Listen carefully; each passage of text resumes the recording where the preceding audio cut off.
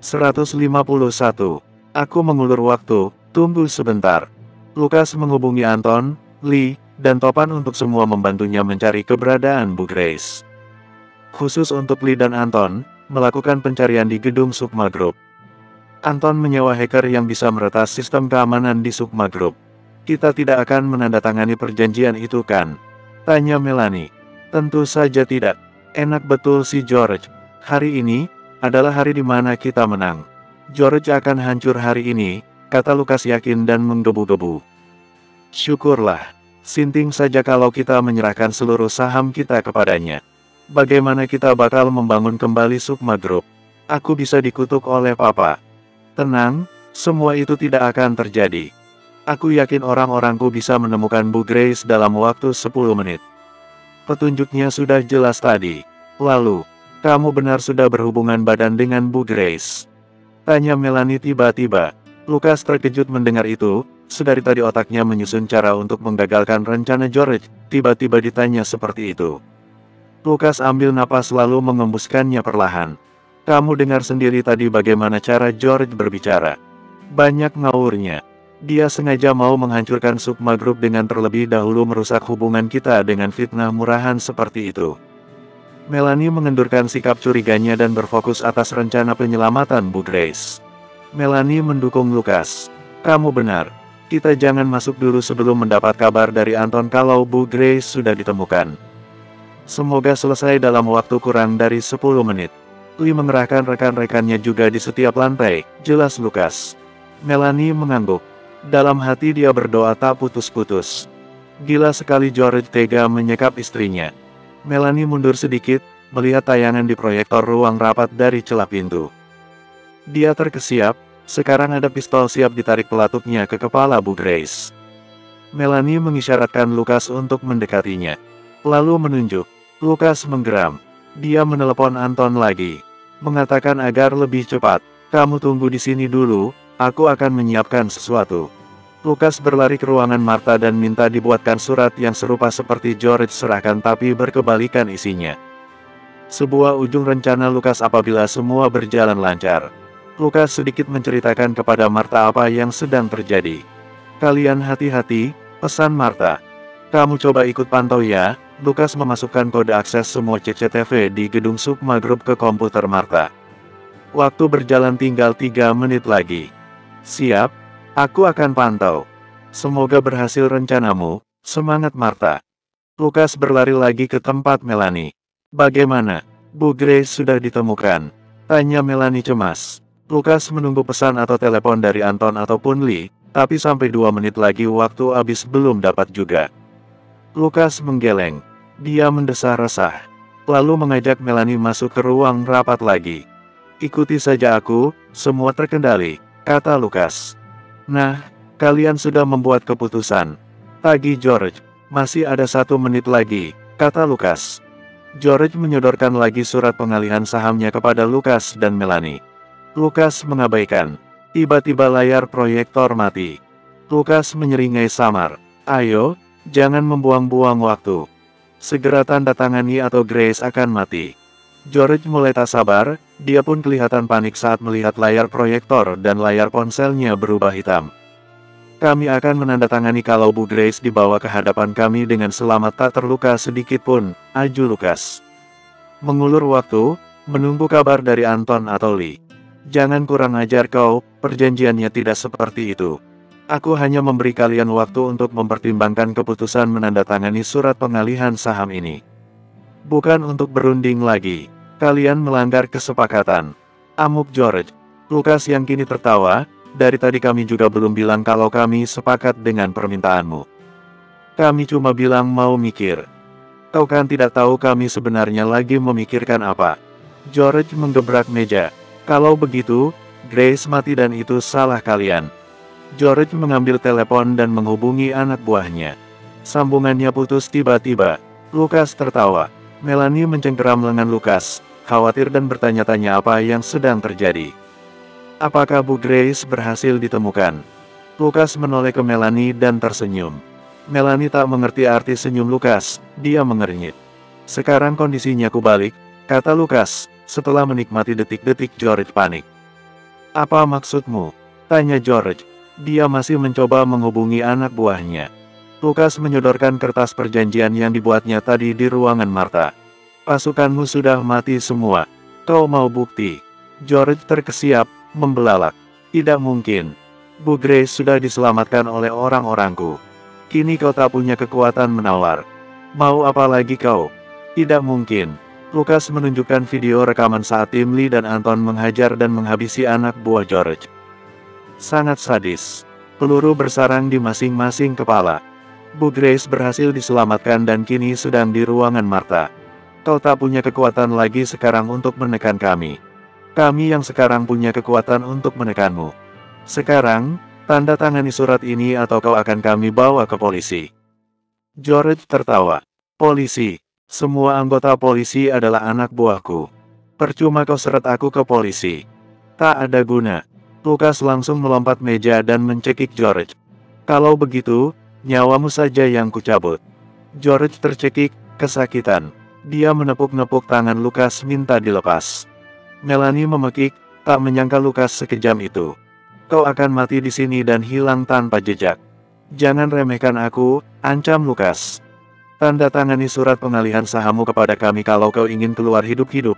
Dan ingat, jangan sekali-kali menginjakan kaki ke Sukma Group lagi. Wajah George berubah pucat. Dia menggapai udara. Lukas, cukup, tegur Melanie. Lukas perlahan mengendurkan cekikannya. George terbatuk-batuk parah. Peringatan terakhir, kalau kau tidak segera menandatangani ini, orangku akan datang ke sini membawa pistol. Kau akan kutembak tepat di kepala, ancam Lukas lagi. Lukas meminta agar Melanie tidak ikut campur. Dia menginginkan hasil, maka ini hasilnya. Meski diperoleh dengan cara kejam. Toh George juga memulainya dengan cara yang kejam. Lukas membalasnya dengan cara yang sama. George kini ketakutan. Lukas mencui, tak disangka George seorang bos mafia, takut pada kematian. Oke, aku akan tanda tangani. Kau sangat pengecut, George.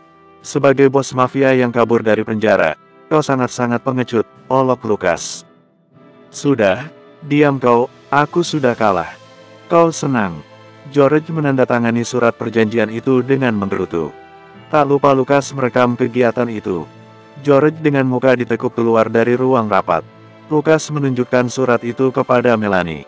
Melanie tersenyum merekah. Lukas menawarkan tangan untuk disambut. Melanie menyambutnya. Bersama-sama mereka keluar rapat dengan wajah kemenangan. Sampai di ruangan Melanie, Lukas ditarik oleh Melanie untuk duduk di sofa. Perlahan-lahan dia mencondongkan tubuhnya ke arah Lukas. Bibirnya mencari-cari. Apa yang dia cari? Bersambung. 152. George keluar dari kawasan gedung Sukma Group dengan lesu. Dia tak berkutik dengan manuver Lukas yang lebih pandai darinya. Lebih pandai mengancam dan memiliki anak buah yang lebih hebat. George padahal sudah memilih dengan hati-hati orang-orang yang diajaknya dalam manuver ini. 10 orang, 4 orang anak buahnya dan sisanya orang dalam Sukma Group yang bisa dia beli. Ketika keluar dari sana George menghindari Wisman dan Lingga. George memesan helikopter. Dia tidak bisa keluar melalui pintu bawah karena terdengar suara sirine polisi. Dia hanya membual tidak takut kepada polisi. Akhir-akhir ini dia mengalami kesulitan karena polisi wilayah sini diisi oleh orang-orang yang bukan dalam kantong gajinya. George memutuskan untuk kembali keluar kota tempatnya membangun kerajaan bisnis. Di ruangan Melanie, sebelum Lukas mendapatkan hadiah paling berharga setelah selama ini berjuang mati-matian membela Melanie dan perusahaan, mereka mengecek dahulu kondisi Bu Grace di ruangan Martha. Terima kasih banyak, Lukas. Aku berhutang budi padamu. Aku bahkan tidak tahu bakal bagaimana membalas semua ini, kata Bu Grace, suaranya agak bergetar. Martha membuatkannya teh manis hangat. Tapi Bu Grace malah minta minuman alkohol untuk menenangkan syarafnya. Lukas memberi kode kepada Martha untuk mengambilkan whisky. Melanie duduk di samping Bu Grace, merangkul dan mengusap-usap pundaknya. Terpenting sekarang Bu Grace selamat, kata Melanie. Bu Grace menangis di pundak Melanie. Meratapi hidupnya yang salah pilih. Hubungannya dengan George awalnya adalah pertunangan yang dipaksakan. Selama menikah hanya di awal saja yang terasa bisa ditolerir, selanjutnya bagai neraka. Kuharap kalian tidak mengalami hal yang sama denganku. Kalian berbahagialah dengan pertunangan kalian, pesan Bu Grace. Lukas merona merah pipinya. Dia agak kikuk, menghindari tatapan langsung Bu Grace. Bu Grace menowel goda Melanie, lelakimu perlu diberi hadiah.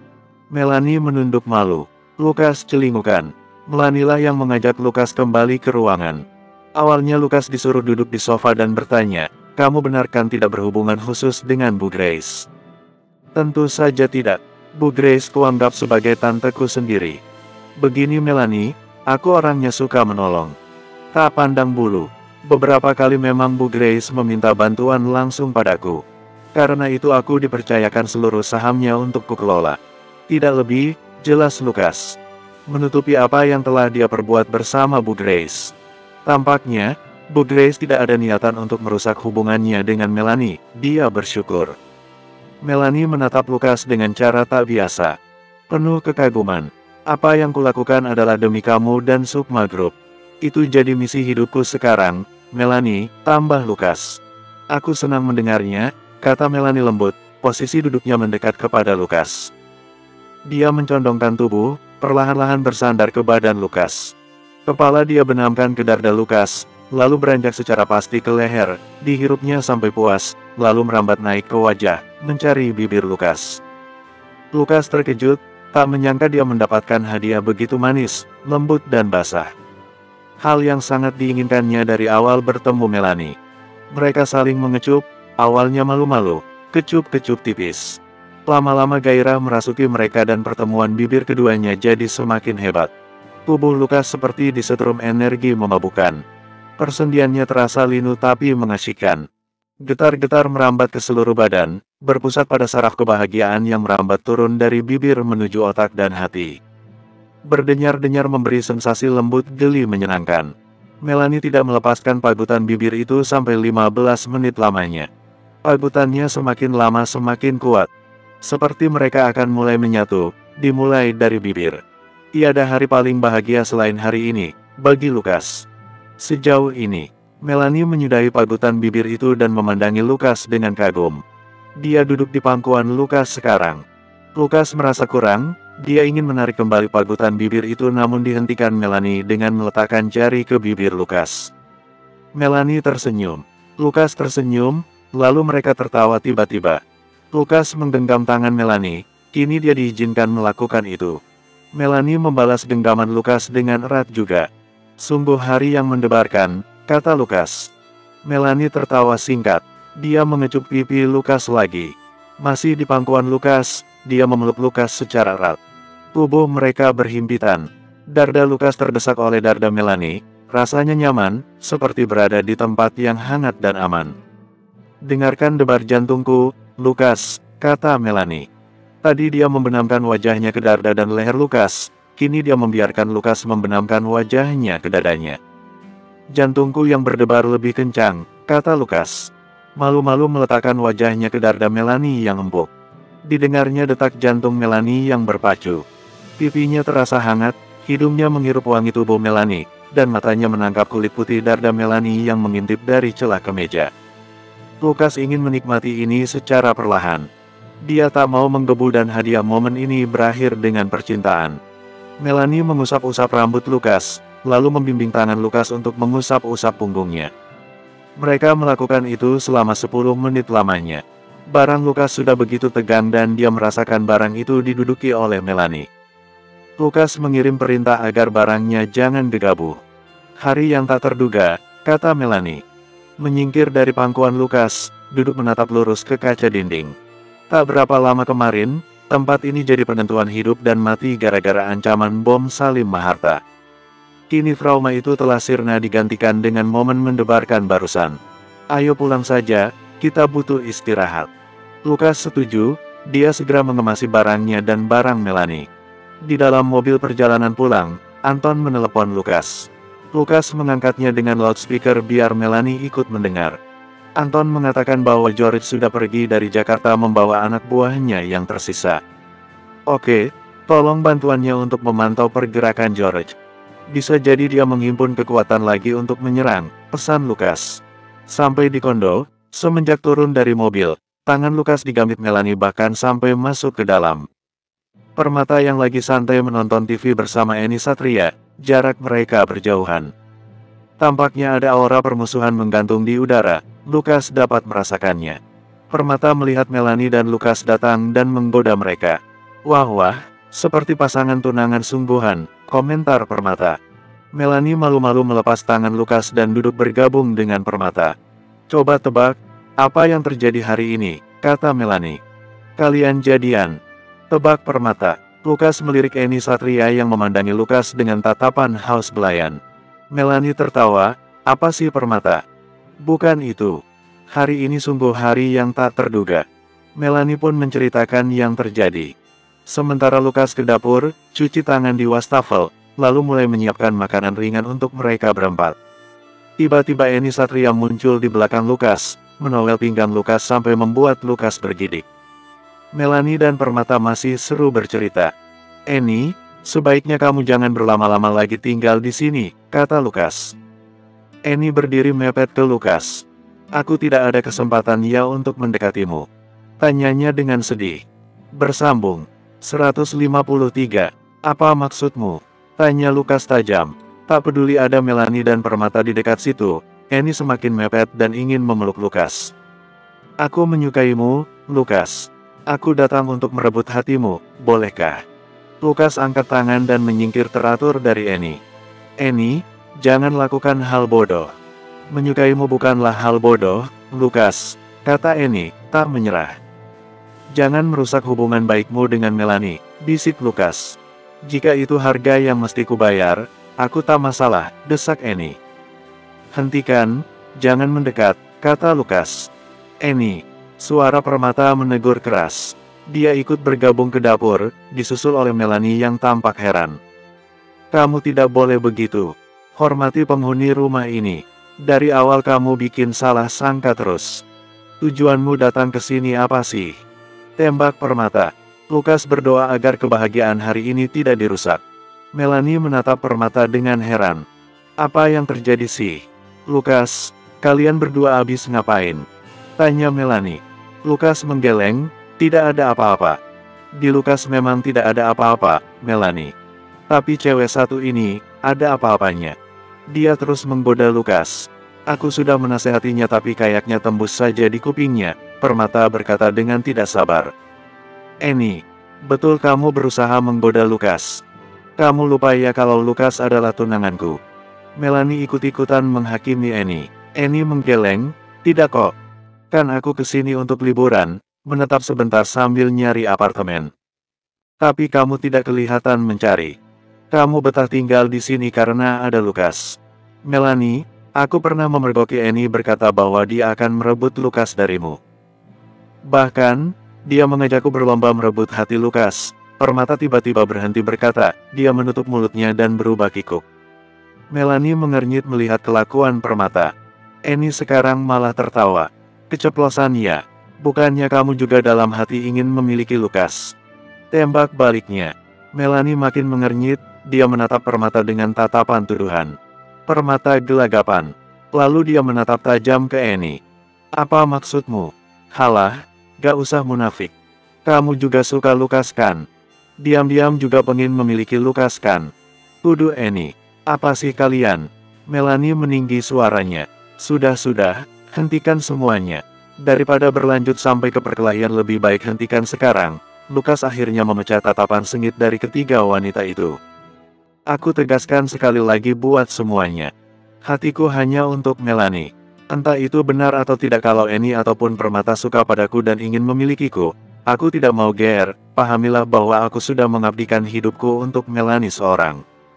Jadi jangan teruskan pertengkaran ini dan fokuslah ke persahabatan kalian. Melanie terkesiap mendengar pernyataan Lukas. Hatinya terasa luluh. Eni menatap tajam Lukas, ada tatapan kecewa dan patah hati di sana. Begitu pula dengan Permata. Dia memalingkan wajah.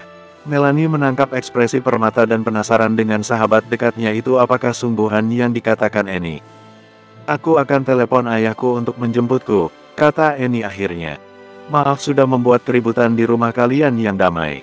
Eni pergi masuk ke kamarnya. Meninggalkan Lukas, Melanie dan Permata dalam hening yang canggung. Samar-samar Lukas melihat ada tetes air mata di pipi Permata. Oh tidak, Lukas telah membuat Permata sedih. Dia jadi merasa bersalah dengan lantang mengatkan itu tadi. Permata menyusul masuk ke kamar, pintunya agak dibanting menutup. Lukas menatap Melanie. Terjadi hening yang canggung, tapi kemudian dipecah oleh Melanie yang malah tertawa. Sepertinya dia masih terbawa kebahagiaan telah mengecup Lukas secara buas. Lukas, kamu memang biang masalah. Kalau gak orang coba membunuhmu, cewek-cewek mau menggaetmu. Melanie menyusulnya dengan decak heran sambil geleng-geleng. Lukas tertawa lepas. Melanie, semoga kamu tidak menyesal punya pasangan sepertiku. Tapi yang kubilang tadi adalah janji dan sumpah ya. Hidup dan matiku sekarang kupersembahkan untukmu. Melanie cekikikan, lalu meninggalkan Lukas di dapur. Melanie masuk kamar, tertawa lepas. Lukas heran kenapa Melanie menanggapi enteng persaingan di antara Permata dan Annie. Kenapa Melanie tidak begitu marah? Dia kurang tahu pasti jawabannya, hanya menebak-nebak. Mungkin gara-gara dia bersumpah seperti palapa di hadapan mereka bertiga. Mungkin juga karena efek pagutan bibir yang cukup intens tadi di kantor. Lukas berharap dia bisa melakukannya lagi di sini. Tapi dengan situasi yang lagi canggung, tampaknya itu tidak akan terjadi kecuali dia dan Melanie tinggal berduaan saja.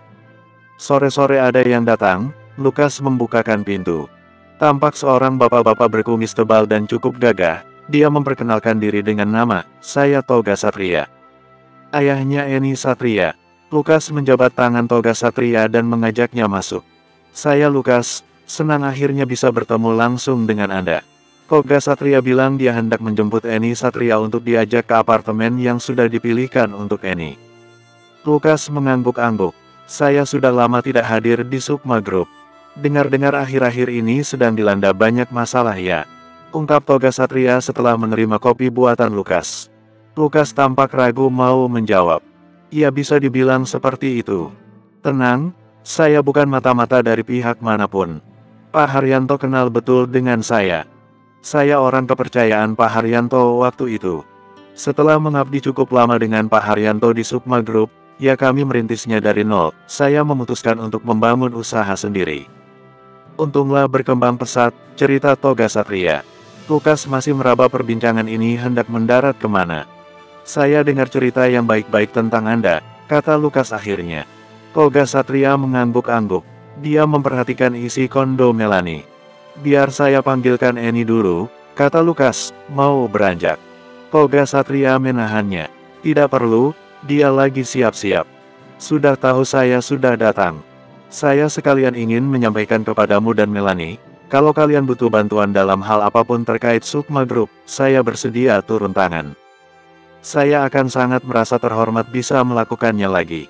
Saya tahu Pak Haryanto sudah mempercayakan Sukma Group seluruhnya kepada Melanie. Saya tidak ingin melihatnya gagal. Lukas mengangguk-angguk.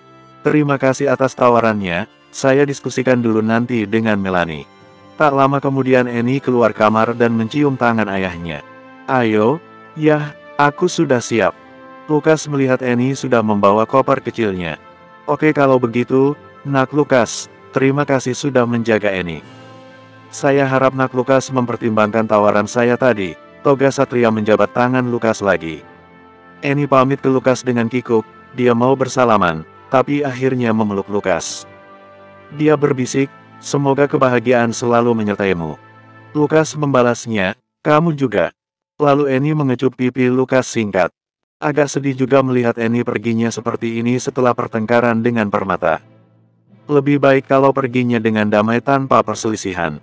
Kalau begini, Lukas jadi merasa bersalah tidak membuat mereka berbaikan. Agak malam, Lukas menceritakan kedatangan Toga Satria menjemput Annie tadi sore kepada Melanie. Permata pamit pergi sebentar mencari udara segar. Lukas mengungkapkan tentang tawaran bantuan Toga Satria. Melanie tampak mempertimbangkannya. Ada slot yang perlu diisi di formasi perusahaan dalam proyek yang lagi mangkrak itu. Esok harinya ketika di kantor, Martha memberitahu Melanie untuk menemui Bu Grace di ruangannya. Melanie, saya ingin jujur denganmu. Melanie deg-degan, apakah Bu Grace akan mengungkapkan kebenaran atas kecurigaan terhadap hubungan Lukas dengannya?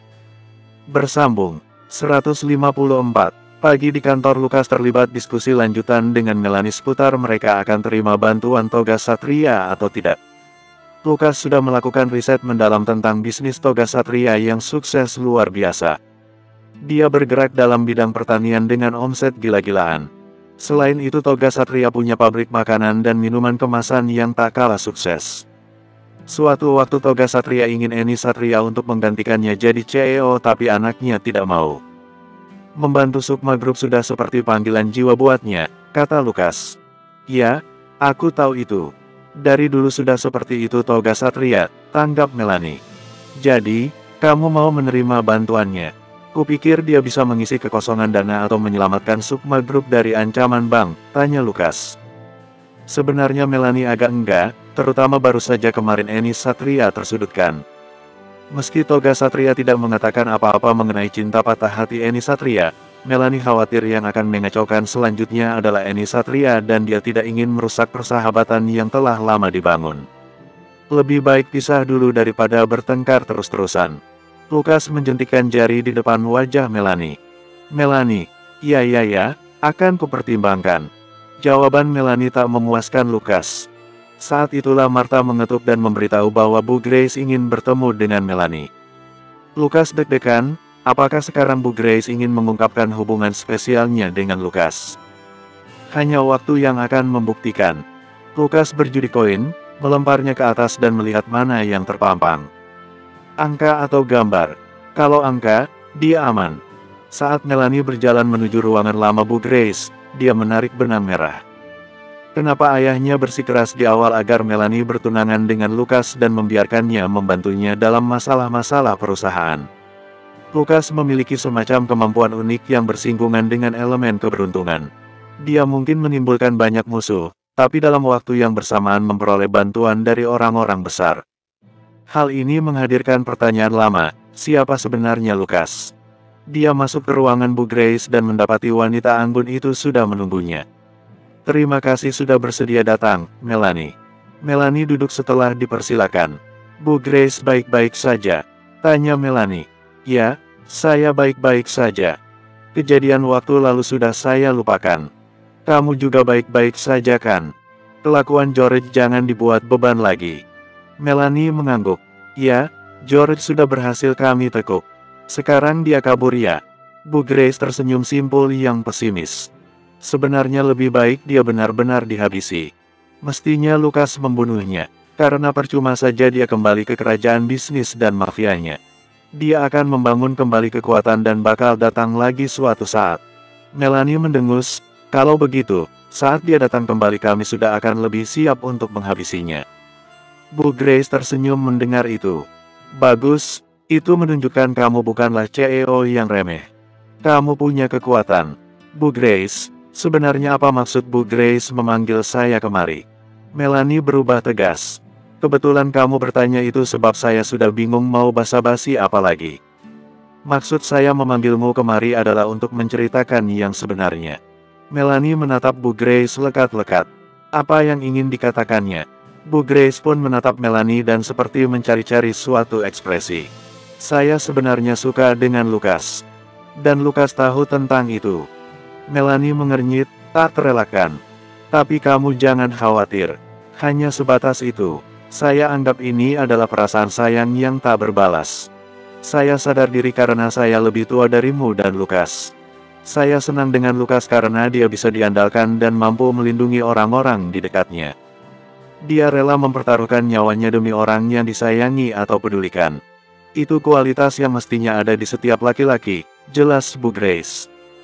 Melanie cukup setuju dengan itu. Saya harap hubunganmu dengan Lukas langgeng sampai ke pelaminan. Saya akan tunggu undangannya. Saya yakin Lukas dapat membahagiakanmu, Melanie. Diam agak lama, membuat Melanie agak tak nyaman. Dalam pikirannya dia mendapat siratan dari perkataan Bu Grace. Bu Grace mau pergi lagi?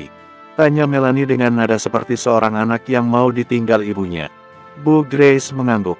Saya tidak ingin jadi beban pikiranmu dan Lukas. Karena selama saya ada di sini, bisa jadi George akan memanfaatkan diriku lagi untuk mencapai tujuannya.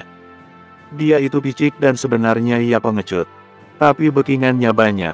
Jadi jangan heran kalau suatu waktu dia akan melanggar perjanjian yang dia buat. Melanie mengangguk, mencamkan diri untuk waspada terhadap George. Bu Grace mau pergi kemana? Entahlah, saya belum menentukan sampai sekarang. Mungkin ke luar negeri, yang penting jauh-jauh dari jangkauan George. Melanie bangkit dan mendekati Bu Grace, memeluknya. Pelukan dua wanita itu seperti pelukan ibu dan anak yang mengalami perselisihan batin, namun akhirnya bisa diselesaikan dengan lapang dada. Bu Grace ingin pamit dengan Lukas juga. Melanie mengantarkannya ke ruangannya. Lukas lagi santai-santai di sofa melempar bola kertas. Bu Grace. Seketika dia bangun. Bu Grace pun mengutarakan bahwa dia sudah menceritakan kebenarannya ke Melanie. Lukas tampak lemas dan pucat, tapi melihat wajah Melanie yang tenang dan tanpa kebencian itu dia jadi merasa aneh. Apa yang sudah dikatakan Bu Grace? Terima kasih atas jasamu selama ini ya, Lukas. Teruslah menjaga Melanie dan mengawal perusahaan ini sampai ke titik jayanya lagi. Maafkan kelakuan George, kata Bu Grace. Lukas berdiri, Bu Grace mau pergi. Bu Grace mengangguk. Jangan, sergah Lukas. Melanie terkesiap. Lukas, kenapa? Tadi ketika Melanie sedang menemui Bu Grace, Lukas menelepon Anton dan menagih informasi tentang penembak jitu yang hendak membunuhnya waktu itu saat Salim Maharta mau meledakkan diri di lantai 30. Anton mengungkapkan bahwa dia sudah berhasil melacak si penembak jitu dan menangkapnya.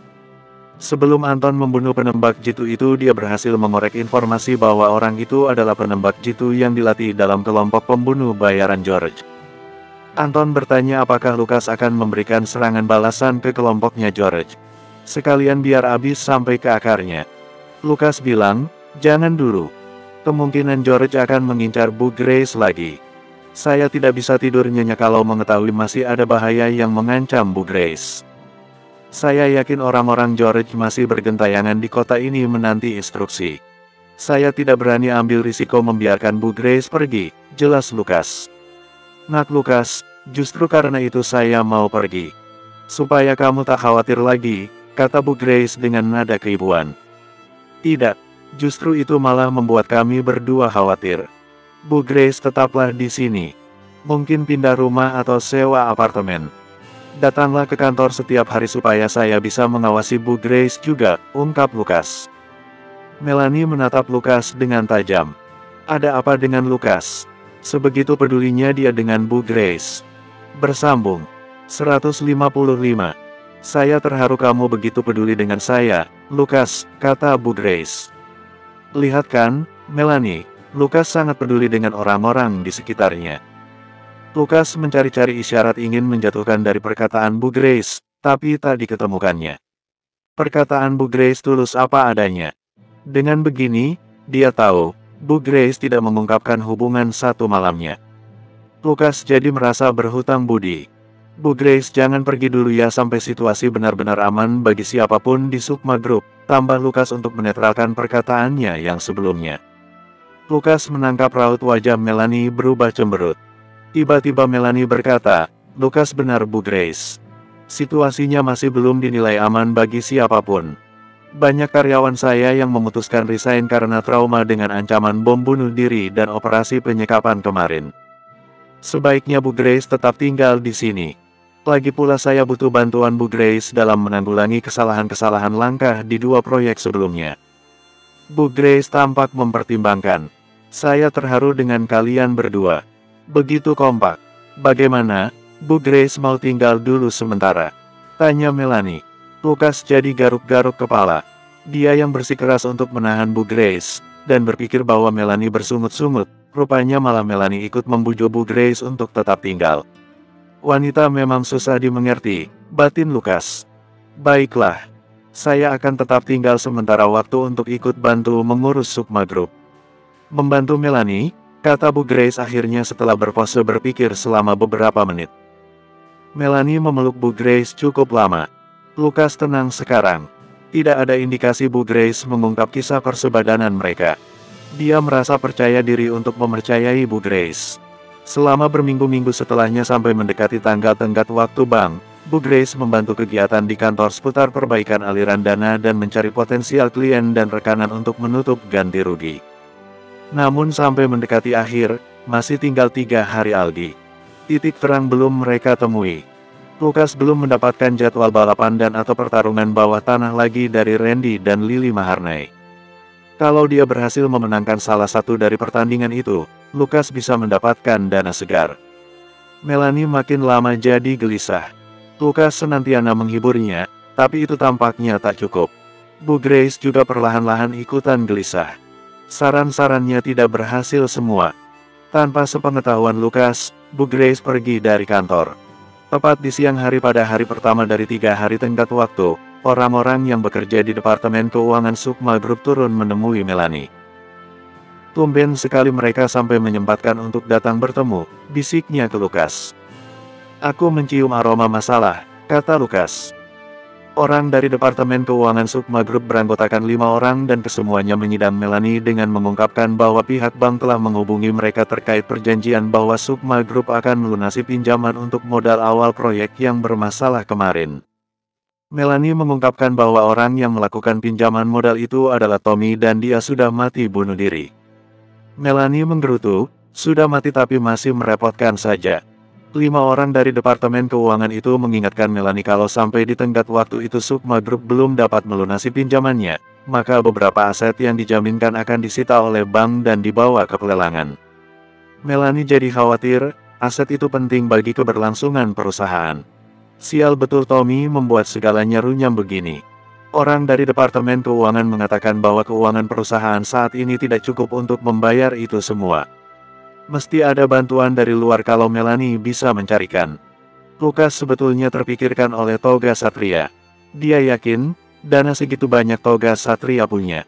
Pertemuan diakhiri dengan harapan agar hutang itu bisa dilunasi segera sebelum aset mulai dilelang oleh pihak bank.